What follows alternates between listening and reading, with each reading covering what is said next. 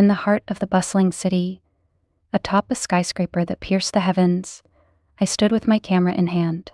The skyline was my canvas, the bustling city streets far below pulsed with life, a symphony of light and shadow. That's when I saw him, working on the edge of reality, a high-rise construction worker with a daredevil's grace. He was my subject, a man whose every chiseled muscle rippled in defiance of gravity. I watched through my lens as he maneuvered across the steel girders, a ballet against the backdrop of the setting sun.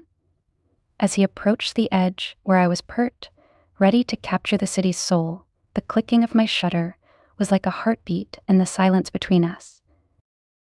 "Another risk-taker," I see, he called out, his voice a warm rumble over the cool evening breeze.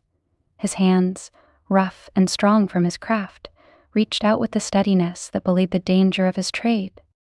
"I could say the same about you," I replied, lowering my camera. Our roles as observer and observed momentarily blurred, always on the high wire, without a net. Our exchange was charged with the electric thrill of two people who flirted daily with the sky. He was a master of the tangible, crafting the city skeleton, while I sought to capture its ever-changing soul. He stepped closer, and I felt the pull of his confidence, a magnetic force that drew me in.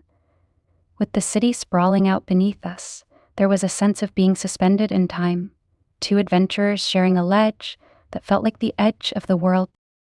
"Care for a different perspective," he teased, his hand extended, an invitation to step beyond the lens and into the frame.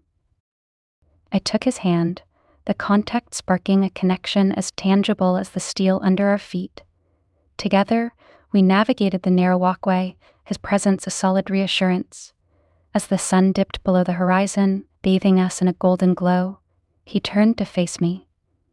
"The best views are shared," he said, his eyes reflecting the fiery skies. And in that moment, with the city lights igniting one by one below us, he leaned in. His kiss was like the rush of the wind on these lofty heights, daring and bold. It was an ascent into a new elevation of feeling, a meeting of souls amidst the architecture of man and the artistry of nature. We pulled away with the understanding that this was just the beginning.